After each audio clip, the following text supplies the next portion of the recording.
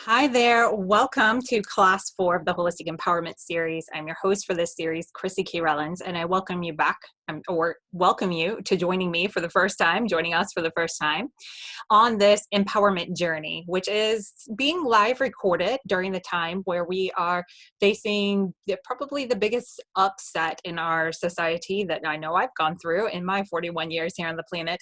So the whole intention behind this series is to help you to be empowered as much as possible, regardless of the circumstances that are happening around you, so that you can find your center, you can find your grounding, and not have to rely on sources outside of yourself in order to have your footing be intact.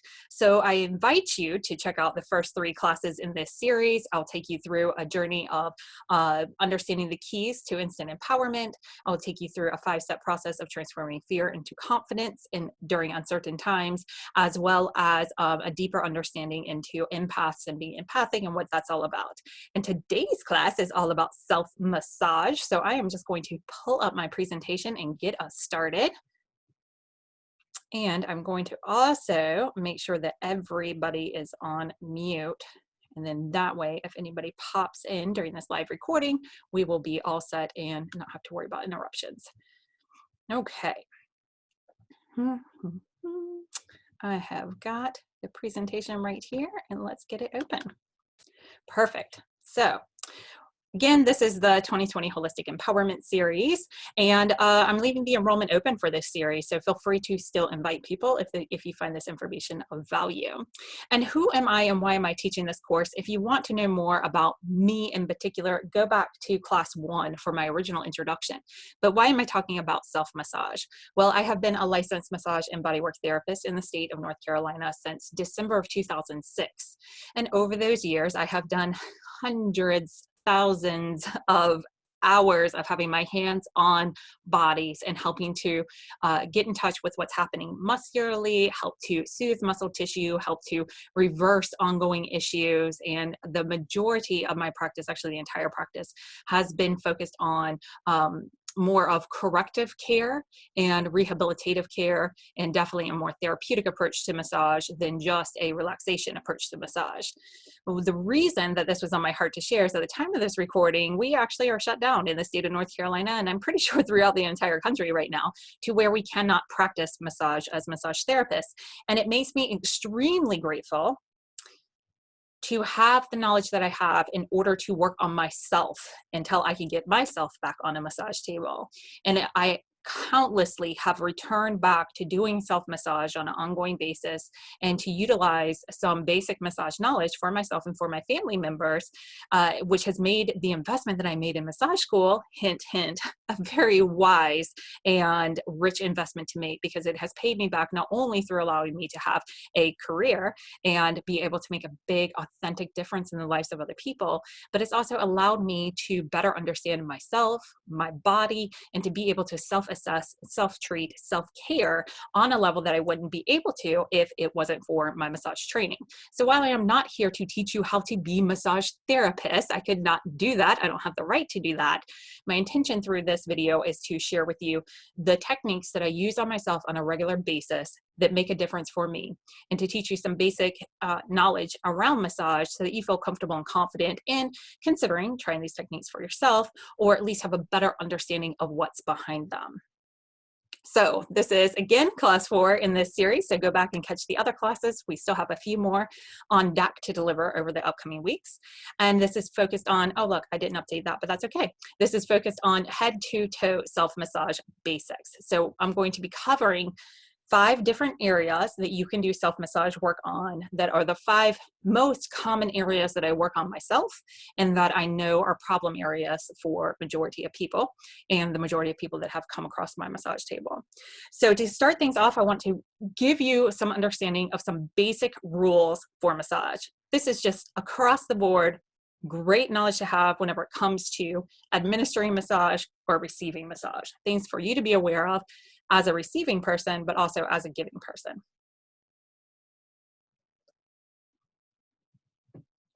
So while massage is an amazing modality to use, it is very important that safety and health precautions are taken to ensure well-being is established and that massage is applicable before proceeding. Rule number 1, for massage therapy to be an option for your discomfort, to relieve your discomfort, keep in mind the following times massage is not a proper treatment. So under no circumstances have I ever done massage under these conditions, nor would I do massage under these conditions, and it is contraindicated. And what contraindication means is if these symptoms are present, do not proceed. It is not an indication that massage is warranted, it's a contraindication. So if you are somebody who has various amounts of health problems or have had a questionable past health history, I encourage you to follow the link that you'll see on this presentation here. Go to massagenow.com/contraindications, and you can get a full list of massage contraindications so that you can have total peace of mind if you should pursue massage with another therapist once the quarantine times are over, or if you should be administering massage on yourself. So at no time should massage be applied if there is a fever present, if there is bruising or burns or sunburns to the skin or the area that is looking to be massaged. Now, of course, if you have a sunburn on your shoulders, totally fine to do massage work on your lower arms if there's no sunburn there. So specific to the area that you're looking to massage, it needs to be free, the whole body needs to be free of fever, but specific to the area, you need to be free of bruising, burns, sunburns, no broken skin, no rashes or other skin or health issues present. And as far as the massage tips that I'm going to be sharing with you, those are the main rules to keep in mind as far as treatment, local treatment areas. But again, I encourage you and invite you and ask that you visit the contraindication list before you proceed any further so you have a full understanding of it. Rule number 2, if you feel a pulse, get off immediately. Remove pressure immediately. So as you are working on yourself and some of the techniques I'm going to show you, if you come across any area that you feel a pulse, that is a sign you need to remove pressure immediately. We are not looking to impede blood flow whatsoever. We're looking to increase it. So at no time should you be feeling a pulse underneath your fingers whenever you're doing massage. If you have even a question, did I just feel something? Go ahead and lift your hands off that area and maybe reassess before returning any kind of pressure to that area. If there's a pulse, just get off. I can't tell you how many times as a massage therapist, I have gone across a muscle. As soon as I feel that pulse, you're gonna feel me come off completely. It's a rule, just stick to it. Okay, rule number 3, no massaging soft areas like the back of your knees, your elbows, the inside of your elbow, or your armpits. These soft areas, that is not an area that I do massage on for other people, and not unless there's specific work that I am intentionally doing and very knowledgeable and fully trained as a therapist. But as far as massaging on yourself, just in general, no massaging in the armpits, no massaging in the soft part of the elbow, and no massaging on the back of the knee. So those are the main soft areas that come to mind. Here, right here at the center of the throat, you would not massage here either. And pretty much if you have a question about it, just skip it. Be always erring on the side of safety and caution for yourself, okay? Rule number 4, if you're going to use oils, if you want to use essential oils, I know they're extremely popular these days, always dilute essential oils with a carrier oil. Well, carrier oil is just an oil that doesn't have anything added to it that you can add the essential oils to, and then the whole bottle becomes infused with that oil, and then you can use that for applying. Even if you are working with safe oils, and those who use essential oils usually know what those are, if you're using the safer ones, the milder ones like lavender, that sort of thing, I encourage you, even with massage, dilute it. Just go ahead, even if you just put oil in your hand and a drop, add the essential oil to it, even just like that, totally fine. You don't have to mix up a whole bottle, but if you're going to use essential oils for massage, please dilute them. Just dilute them into a carrier oil. Almond oil is a very common one. Also, I'm a big fan, what I use in my practice and have for the last 13 plus years is fractionated coconut oil, which is a coconut oil with the fats removed. So it stays liquid at room temperature, and it has a really nice lubrication and glide.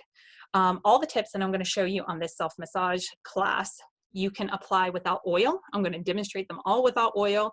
Typically, whenever I work on myself, I do not use oil. Every once in a while, I do. If I have an ongoing thing, or if it feels pretty intense, I might use like a CBD infused oil, massage cream or something along those lines.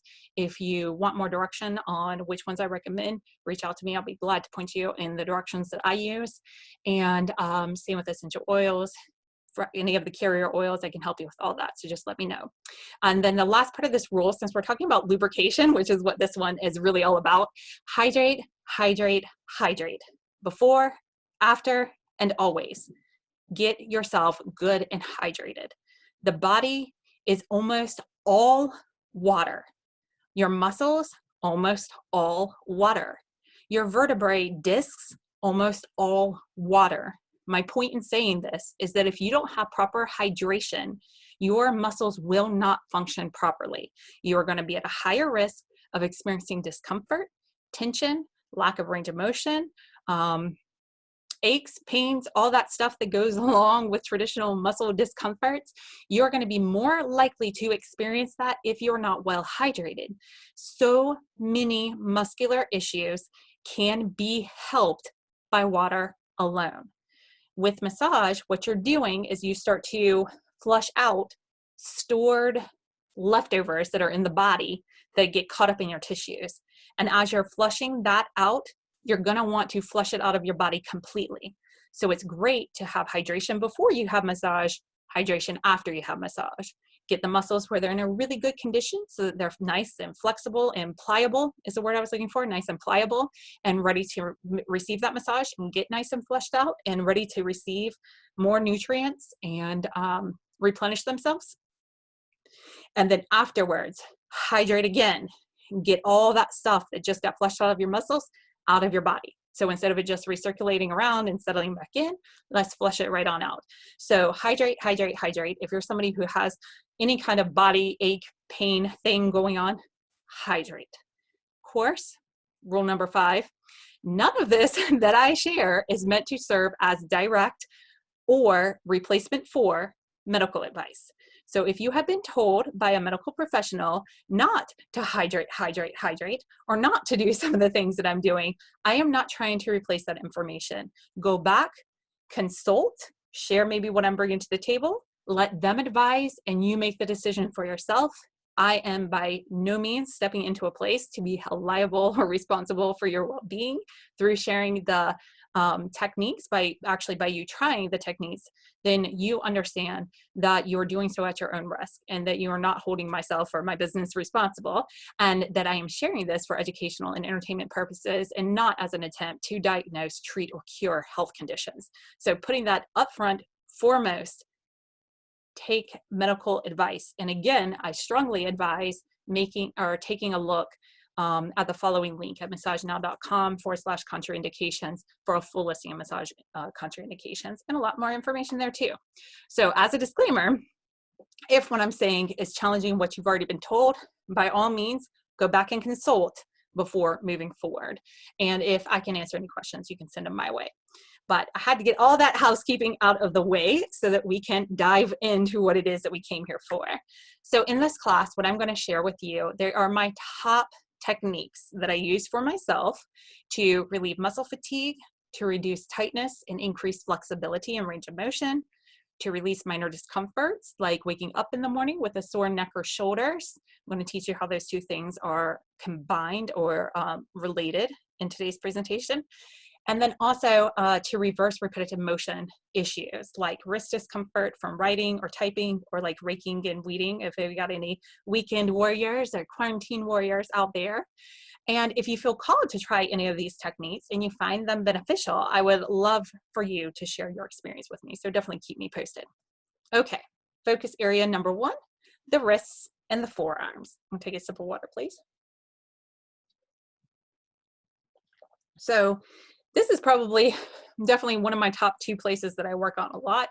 And it's one of the top places that I instruct my clients to work on, because it's one of the safest places I feel that you can work on your own, because there's nothing really vital in this area that we are going to talk about. There's nothing that is pumping straight to your heart. There's nothing that's going to close off air passages. And this part of the body is really, really safe for you to work on without having to worry about doing any kind of tissue damage.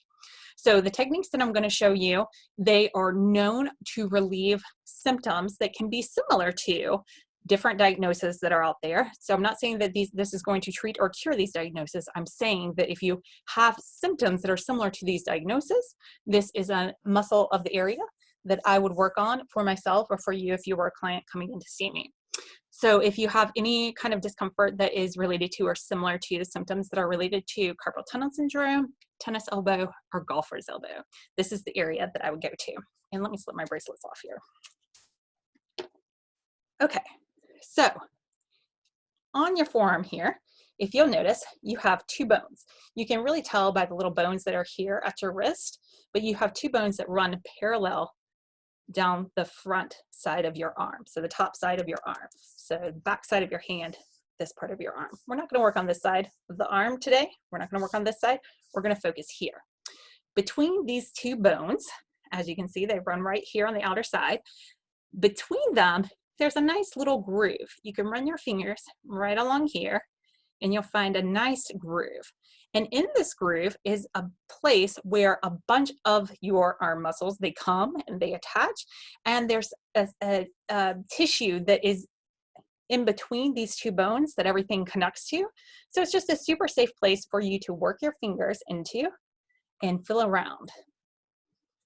You may notice that some areas are tight, especially as you start to get up closer to this elbow. And I can feel one tighten here for me.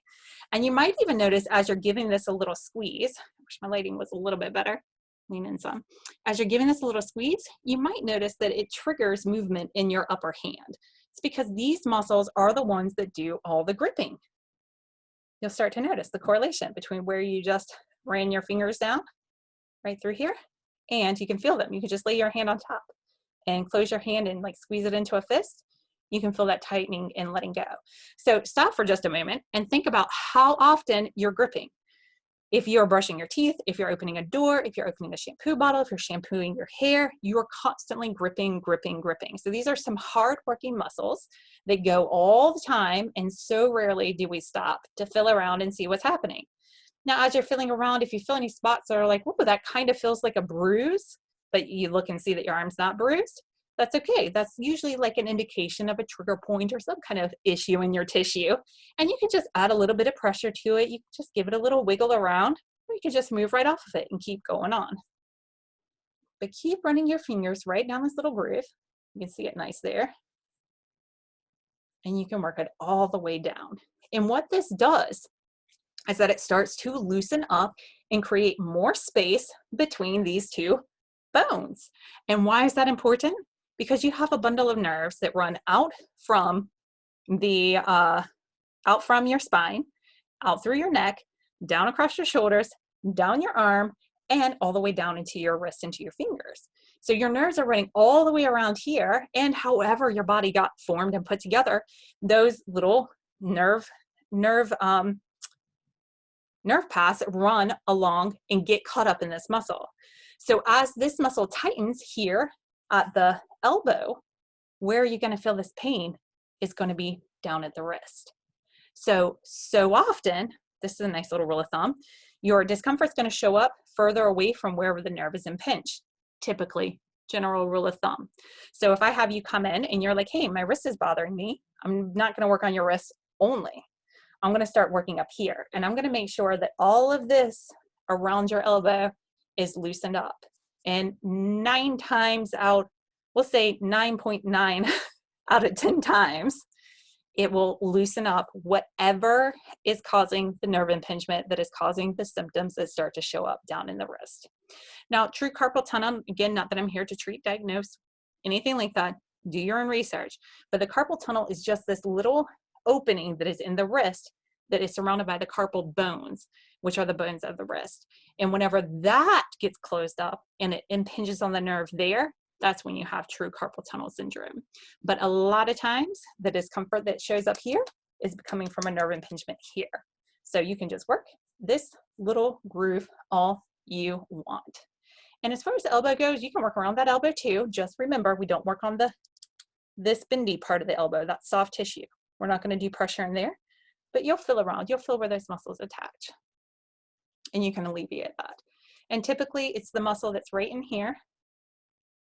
I don't feel like it matters what the names are because it doesn't really matter as long as you know where to find it.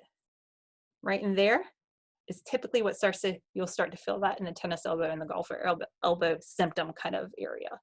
But this little groove, it just feels good even doing this little bit. You can run your fingers down. You can work that all you want. And you'll notice right here by the elbow, it's just a little tender. It is that way on everybody. And just a nice little thing to know right there. If you need to grab somebody, get their attention, grab them right there by the elbow. Guarantee you, they'll notice you. Okay, focus area number 2 is the base of the skull and the clavicle attachments. Now, why I thought this was important is because so many people suffer from neck discomfort, neck tension, and headaches. And also, we can wake up with that crick in our neck, that little discomfort in our shoulder. And it's amazing how many times I have had a shoulder issue that was alleviated by working on my neck, and how many times I had a neck issue that was alleviated by working on my shoulders. But the most common area that I work on the most for myself is at the base of my skull and my clavicle attachments. So pulling my hair up here.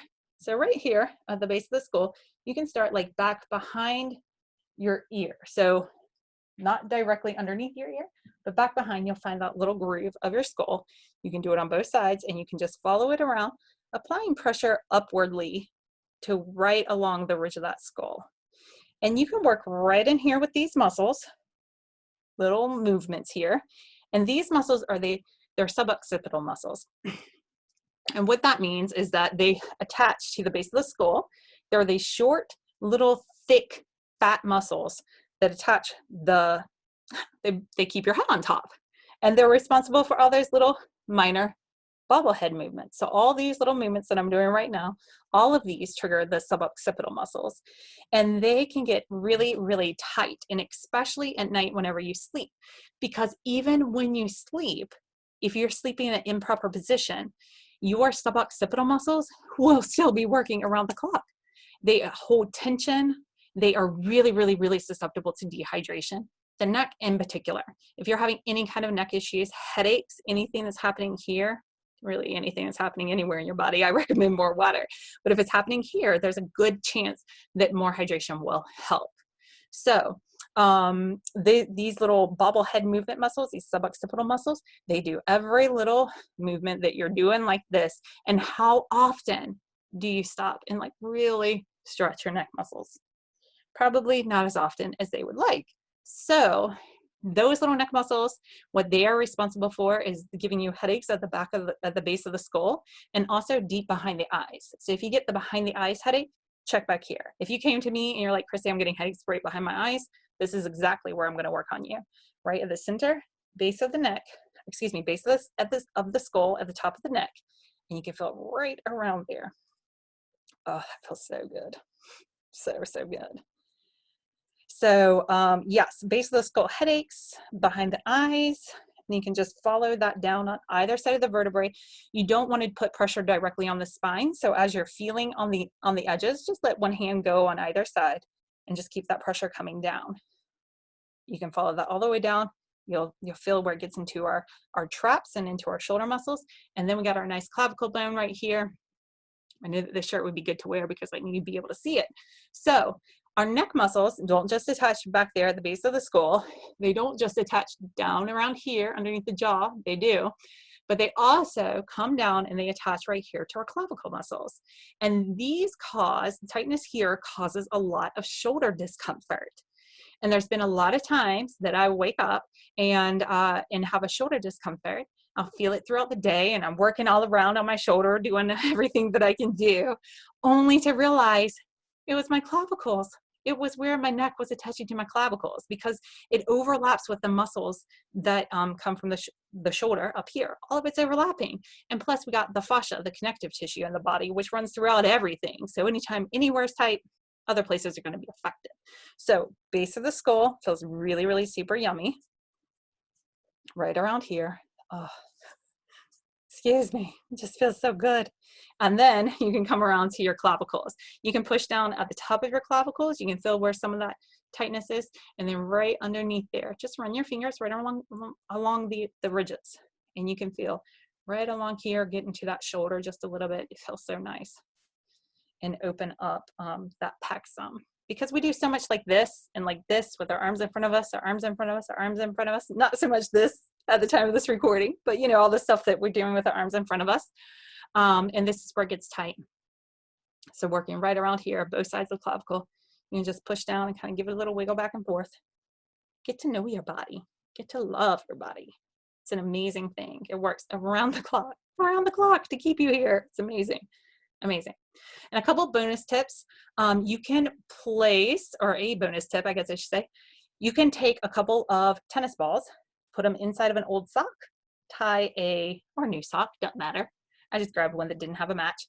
2 tennis balls inside, slip it in, and then tie them in a knot to where the tennis balls stay in the bottom. This makes a perfect little thing that you can place right back, right at the base of your skull, and you can lay back on the floor, find a nice solid surface that'll support you. And what it'll do is it'll take the pressure off of those suboccipital muscles and let you have some relaxation. That's a really, really great little tip to have, especially if you have base of the skull headaches or this seems to be a tight area for you. So just the 2 tennis balls in a sock, lay back, take a little rest. It feels very good. Okay, helpful stuff? Definitely drop some comments and let me know. Okay, so the third area I thought it would be great to talk about is the scalp and the temporal skull. The scalp is an underestimated area when it comes to massage. The scalp is very, very thin muscle. Most of us don't even think about the fact that we have muscles on our scalp. I know until I went to massage school and learned that the entire body is covered with muscles, it never occurred to me that there were muscles on the top of my head, but there are. And this is a place where stress and tension, worry, anxiety, all of it can get tighten up. And same with dehydration. That's why I say water, water, water, water, water. Okay, so, and then the temporal muscles, they are, I'll take my glasses off here for you. They are the muscles that are right here on the side of the head. They kind of sit like a seashell on either side of the head. So we got them right here overlapping kind of near our orbital ocular orifices. Feel right around there on either side. You can kind of feel a little part of your bone structure there too, if your face is like mine. But this area causes a lot of those tension headaches or the side of the head headaches. And if you have any kind of jaw issues or have symptoms related to jaw issues like TMJ dysfunction, turbomandibular joint dysfunction, if you have jaw clicking, or if you're known to be a teeth grinder, a past teeth grinder, these are all really great to work on. And your scalp, I mean, just start right here at your hairline, get your little fingers pressed in there, and just rub all the way back. That's why running your fingers through your hair, it's like a natural stress reliever because it pulls on these little scalp muscles. And you can just work all the way around in there. Feels so, so good. So good. And it's interesting because, you know, our skull isn't one solid piece. They are actually 4 pieces that are sutured together.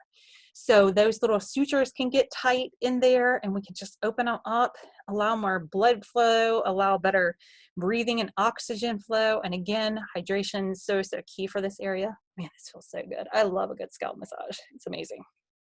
Amazing. So I'm basically just giving yourself permission to rub your head really good. And I just use the little tips of my fingers, press right in. Sometimes, this is the thing too. You don't want to do this. This gets very tiring, very easy. You want to do this and this. Got it? See how my whole hand and arms move in? I'm not doing this. We're not doing that. We're doing this, right? You don't want to wear out your fingers.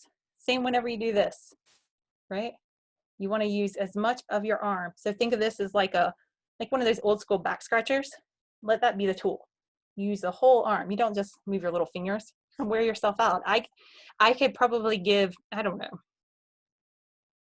2-3 hour massage without even thinking about it, without it being taxing at all to my body that I can notice in a conscious way. I'm just guessing. I don't think I've done longer than like 2.5 hours before, but it wasn't like I was tired, so I could probably go longer. My point is this.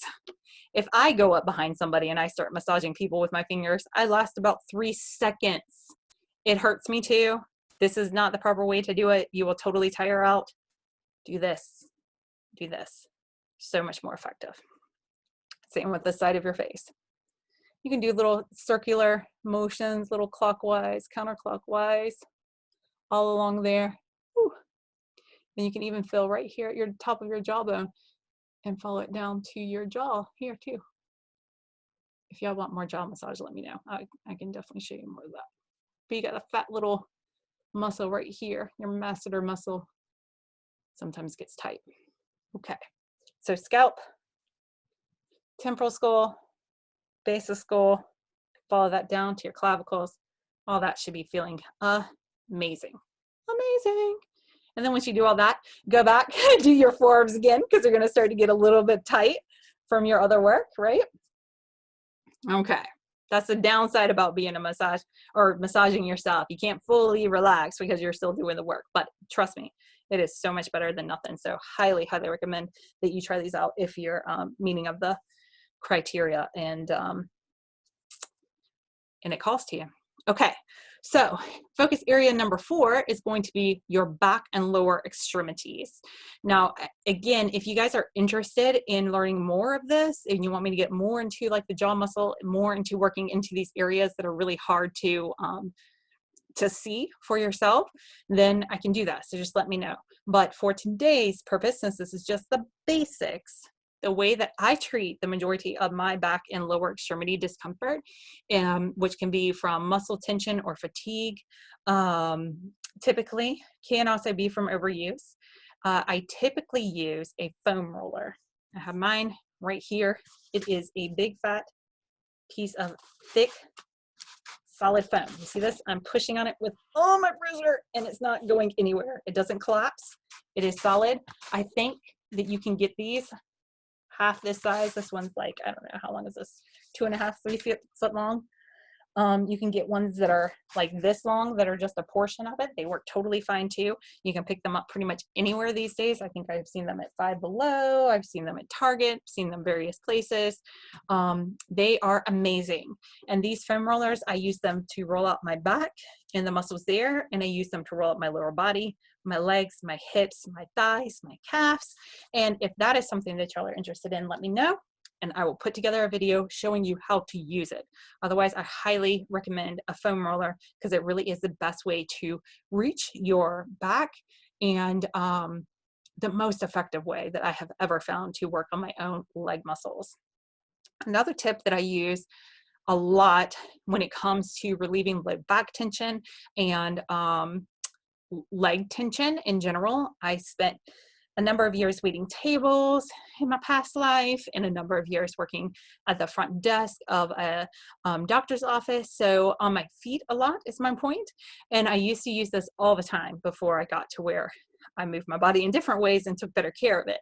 And it is a technique of lying on your back where you scoot your bottom up against the wall and you put your legs up like an L. So you will be laying like if this is your head, bottom, feet. You'll be laying like this so that your bottom is scooched all the way to that baseboard and then have your legs straight up the wall like an L and just lay there. That's a great time to use your tennis balls as well. You slip that right underneath the back of your skull here and you lay with your legs up the wall. I usually lay there until I feel like everything's unwound. I've also gotten very in tune with my body and can feel the unwinding start to happen. You may notice that for yourself. It could also just feel like, you know, the blood kind of rushing down because you're in that, that position. However, spend 5 minutes, 10 minutes, 15, 20 minutes there, however long you can keep yourself there. The longer that you're there, the more effective that it is. It just lets everything unwind in your fascia and it will feel amazing to you on the other side. We have a pretty firm mattress, so I used to do this at night before going to bed. I would just kick up where my legs were up against the wall and lay there on the bed for, I don't know, 5, 7, 10 minutes and allow everything to just unwind. So those are my favorite tools and tips for addressing the lower back, the back in general, but lower back and lower extremities. And then the last part of the body that I want to talk about is feet. Now, we all know about a good foot massage, so I'm not going to waste your time with that. But what I wanted to share with you is one of the techniques that I use for myself and recommend for my clients all the time for dealing with symptoms that are similar to plantar fasciitis The same symptoms that could come about if you've been diagnosed as having a bone spur or a heel spur, excuse me, a heel spur. The symptoms that could come about, which typically feels like burning or painful feet, especially first thing in the morning when you first stand up and go to walk, or at night, like you've been at work all day, you come home, you relax, and then your first time getting up after sitting down for that period of time and resting. The AM and PM night, I've heard it said that it feels like you're walking on coals. I've heard it said that it feels like you're walking on glass. I felt it myself. It's extremely discomfort. But my favorite tip for this, if this is something you have going on, is actually often not so much if there is muscular involvement. It is not so much a problem with the heel spur itself as much as the connective tissue that's getting tied up around your calf muscles. So while yes, I also recommend doing calf stretches to help to alleviate this, another great technique is to take out one of your tennis balls or have another one, put it on the floor or put it on your nightstand. So if this is an AM PM problem for you, put it on your nightstand. And in the morning, before you get up out of bed, so you swing your feet over before they hit the floor, before you take a step, grab that tennis ball and roll your foot around on that tennis ball. You can roll it all around on the edge. You can roll it up on the ball of it. It should feel really, really good. And the more you do it, the more benefit there is to it. Roll both your feet, then try walking and see how that helps you. What it'll do is loosen up the connective tissue. And when the connective tissue is loosened up, it doesn't give you that stabbing, burning pain sensation that can come with having tight fascia. So tennis ball is really great. I've also heard this technique, although I prefer the tennis ball. I've also heard this technique is great with like a water bottle that's full, or you can put a water bottle in the freezer so it's nice and solid. You can roll your foot around on that. And you can also, if it's like an evening thing for you, put it on the end table or the coffee table in your living room. And whenever you sit down to watch TV for the evening or have dinner, just roll your feet while you're sitting there. And then it should feel better when you are up and walking around. Overall, in general, for the feet and for the body as a whole, a couple other great tips that I have for you is that I utilize, let's put it that way, that I utilize on a regular basis are Epsom soaks. So I will melt down a cup or two of Epsom salts into bath water. So how I do it is I turn the bath water all the way on hot, plug the tub, I dump in the Epsom salts, swish it around until they're nice and dissolved, and then I adjust the heat for the rest of the bath. The other alternative would be if you want to heat them up on the stove or something like that. But make sure that they're good and dissolved, because if they're just whole, they're not going to be doing as much for you. But a good 15, 20 minute, 45 minute soak in Epsom salts, it is an amazing, amazingly beneficial, super simple, super inexpensive at home remedy that you can do. We buy like 5-pound bags, I think for $5. No, 8-pound bags for $5. So very cost efficient. We always have them on hand. And you can also add essential oils into the water. And the other thing that I do and always have on hand is I use essential oil infused coconut oil. So at room temperature, coconut oil is solid. So I'll take a cup of coconut oil, I'll drop in however many drops of oil it is that I'm intending, maybe 5, 10, 20, just depending on how potent I want to make it and how big of a batch I'm making. And then I just stir it all up because it does kind of liquefy, get it all blended, and then I just store it in little Tupperware containers. And then I have these different infused coconut oils that I can use for self-massage cream or just to rub if I get any kind of ailment on my skin. Lots of great uses for the coconut oil.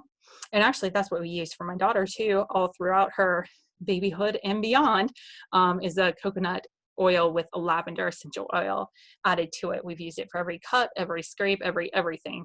And we've always had really great results with that. And of course, I cannot say it enough. I can't seem to do it enough. Drink more water. The body is almost completely made of water. So if you think about yourself, like if you were fully hydrated, your water level would be up to here. And as you go throughout the day, that starts to diminish. If you're not replacing it and filling yourself back up, then over time, you just do not have what it is that you need. You need to get yourself fully hydrated, and then you will feel so much better on all the levels. I feel like I think better, I speak better, I make better choices, just overall better when I am well hydrated. And if all of this was great information for you and you're curious about upping your body mind connection, I would love to invite you to join the 2020 Body Mind Reset. That is something that I have available that I started at the beginning of the year, but it's something that I would love to invite you to engage with now. It's a really great experience for you if you're a healer, therapist, yoga teacher, already into all of this and just want to deepen that body mind connection more. And it's also great for anyone who struggles with overwhelm and anxiety, and especially when related to finances and the physical body, or if you find yourself easily distracted and not following through on choices that you know would better support you in the physical or financial level. Because this really is about receiving and shifting the relationship that you have with yourself. And that's what the Body Mind Reset is all about. So if you feel like you should be living a more balanced life experience by now, especially given all that you've learned and tried along the way, then I invite you to check out the 2020 Reset. You see the link there, holisticrestoration.com. I think it's on the front page when you go there, but you can also go /2020 Reset. And just wanted to mention that to you in case a deeper dive is calling to you at this time. Regardless, I am so glad that you were able to join this class and this series. I look forward to you continuing the journey with me as we go through this holistic empowerment series together. And if you have any questions, comments, feedback, or if there's anything further that I can bring to the table to help you in integrating the concepts that I share, not only with this class, but throughout the series, definitely reach out to me. I'm here to support you, and I look forward to seeing you again next time. All right, bye-bye.